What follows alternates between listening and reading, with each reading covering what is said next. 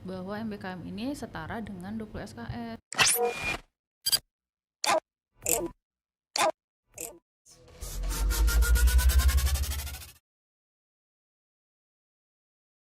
Kalau untuk ini Bu, kalau untuk konversi, nah banyak banget kan yang nanyain gitu, gimana sih sistem konversi yang ikut magang atau MBKM di luar itu konversi ke dalam mata kuliahnya itu seperti apa sih Bu? Khususnya untuk magang-magang yang memang kalau MBKM itu kan udah pasti ya Bu dikonversi 20 SKS.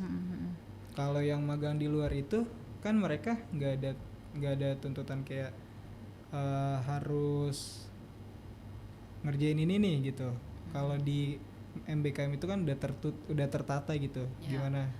Ya sebenarnya sama aja sih, mau bentuk magang atau apapun selama dia sudah menjadi skema MBKM ya, itu harus memenuhi 20 SKS. Jadi kalau misalkan nih perusahaannya itu nggak bisa memenuhi kompetensi sampai 20 SKS ya, berarti itu tanggung jawab perusahaannya gitu. Karena kan kalau di kita mintanya kan 20 SKS tadi kan. Iya. Ya, jadi sebenarnya yang harus mungkin dari pihak mitranya atau perusahaannya yang harus lebih disosialisasikan lagi ya, bahwa MBKM ini setara dengan 20 SKS. Jadi kompetensinya pun harus setara gitu. Jangan cuma dikasih materinya tuh cuma dikit gitu ya, sedangkan kan dikasih waktu 1 semester gitu. Jadi jangan buang-buang waktu lah istilahnya. Iya. Sebenarnya bermanfaat juga sih ke magang kampus Merdeka itu ya Bu, atau magang-magang lainnya, karena kan untuk kompetensi daripada si mahasiswanya juga nanti untuk mereka bekerja dan nggak perlu takut nggak bakal dikonversi SKS-nya ya Bu. Iya, sebenarnya kalau untuk mata kuliah yang angkatan 2021 itu enak ya sekarang ya. Kalau dulu tuh kayak misalkan ada tuh yang MBKM-nya itu jalur bela negara. Iya. Nah, batch berapa tuh ya? Batch 2 ya. Nah, itu kita bingung gitu. Kalau bela negara masuk kemana? Soalnya di kurikulum kita kan yang kaitannya sama bela negara paling PPKN di semester 1. Etika profesi mungkin ya, dan itu pun sudah diambil gitu. Jadi bingung. Nah, alhamdulillah sekarang di 2021 itu sudah ada mata kuliah pengayaan. Jadi yang sifat-sifatnya itu bukan kompetensi core-nya ya, bukan kompetensi utama, tetap ada yang mewadahinya gitu. Jadi dari segi soft skill nih, misalkan leadership, komunikasi, kerjasama gitu kan, terus kegiatan sosial, organisasi, wah itu semua ada lah wadahnya. Jadi jangan khawatir lah, kalau untuk 2021 nih pasti dapat 20 SKS. Ya berarti emang udah pasti dikonversi lah, nggak usah takut lah teman-teman kalau misalnya mau daftar MBKM atau magang segala macam, nggak usah. Sebanyak-banyaknya kalau bisa MBKM aja supaya dosen bisa nyantai gitu ya, nggak usah ngajar. Lebih santai ngajarnya ya Bu. Iya, saya juga enak tuh kemarin mata kuliah IMK saya dari 16 yang hadir itu separohnya lah, dari 30 yang hadir cuma 15, jadi 15-nya itu MBKM. Waduh, enak banget berarti. Jadi kayak privat kelasnya, enak kan. Dosen lebih enak sih sebenarnya kalau ngajar kelas kecil kan. Iya, lebih masuk juga, lebih santai dalam mengajarnya. Lebih fokus gitu. Iya. Dan sebenarnya ada tuntutan juga sih dari Badan Akreditasi Nasional. Jadi kalau untuk di suatu kampus itu 25% mahasiswanya harus ikut MBKM. Harus itu Bu? Iya, jadi kalau misalkan kampus ada 800, 25%-nya itu berapa? Ya sekitar 200 lah. Nah, 150-an lah. Nah itu harus ikut tuh segitu. Sekali jalan tuh segitu 200. Duh. Kan kita ada dari semester, kalau pertukaran pelajar kan mulai dari semester 4 udah bisa ya? Semester 3 udah bisa semester 3 udah bisa kan. Semester 5 ikut, semester 6 boleh ikut juga kan. 78 kalau nggak salah ya nggak boleh ya? 78 masih boleh nggak? 78 kayaknya fokus. Harus fokus itu ya? ya? Iya harus fokus. Nah jadi itu kita optimalin nih dari 3 angkatan ini untuk ikut semua BKM, dapat tuh 25%. Lumayan lah, itu juga sama-sama enak ya Bu antara dosen dan mahasiswa. Kita juga akreditasi sebenarnya, itu nilai juga, poin juga, semakin banyak yang MBKM poin kita naik. Gitu. Jadi sebenarnya mungkin supaya mahasiswa itu dapat pengalaman di luar kampus, karena kan kalau di dalam kampus itu terbatas ya, banyak hal-hal yang kita nggak dapet gitu kalau di kampus itu.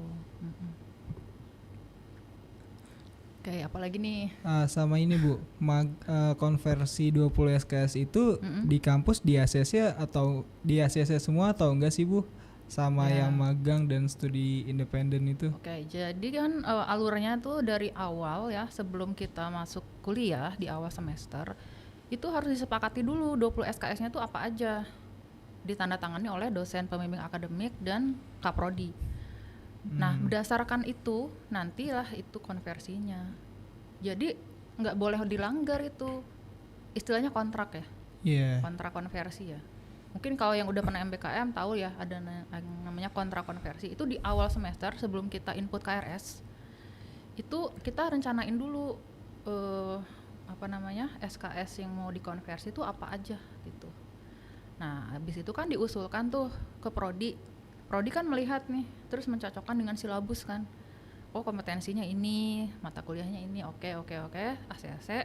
Nah, ini yang jadi pegangan mahasiswa nih. Nanti kalau misalkan mau konversi, dia kan udah pegang kontraknya. Nah, begitu udah pegang kontrak mah udah aman. Udah pasti itu dapat konversinya, kecuali ya kalau dari pembimbing mitra dari MBKM-nya nggak dapat nilai. Itu mah kita nggak bisa ngapa-ngapain ya. Iya sih, karena itu udah urusan sama mitra juga kan. Kan emang di awal dinyatakan kalau misalkan nggak lulus nilai mata kuliahnya E, yang dikonversi itu jadinya E. Makanya harus serius. Otomatis ngulang ya Bu mata kuliahnya kalau emang. Makanya sayang banget 20 SKS harus ngulang lagi. Iya sih. Nah, makanya kenapa MBKM itu harus fokus ya, karena tadi resikonya besar kalau misalkan nggak lulus. Itu bisa sampai 20 SKS harus bayar lagi. Iya, ya kan, bayar lagi, ngulang lagi, waktunya kebuang. Karena itu juga berpengaruh sama akreditasi kampus juga nggak sih Bu, menentukan kualitas mahasiswa ketika magang di luar. Ya mungkin mahasiswa banyak yang protes ya, kenapa sih harus IPK-nya 3 kayak gitu kan minimalnya. Nah, sebenarnya ya ini pernah ada historinya juga sih. Jadi sebelumnya itu pernah ada mahasiswa yang tidak perform di suatu mitra gitu. Nah, mitranya itu menegur kita gitu, sampai ke level dekan gitu ya, ditegur. Tolong dibina mahasiswanya karena udah nggak hadir sampai berapa minggu gitu, ya kan. Mahasiswanya dipanggil gitu, ternyata nggak sanggup.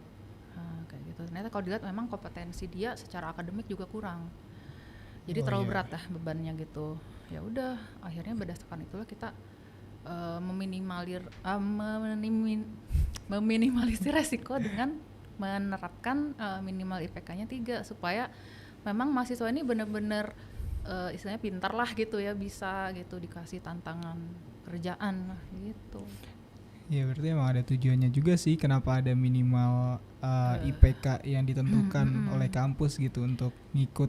Iya, sebenarnya kalau mau MBKM bener-bener mah ya seleksinya tuh lebih lagi, nggak cuma IPK tapi kita seleksi wawancara dan lain-lain. Cuma kan nggak sampai ke sana lah, kita yang penting udah ngelihat IPK 3 aja udah cukup lah. Ya udah silahkan dapatlah surat rekomendasi kayak gitu kan.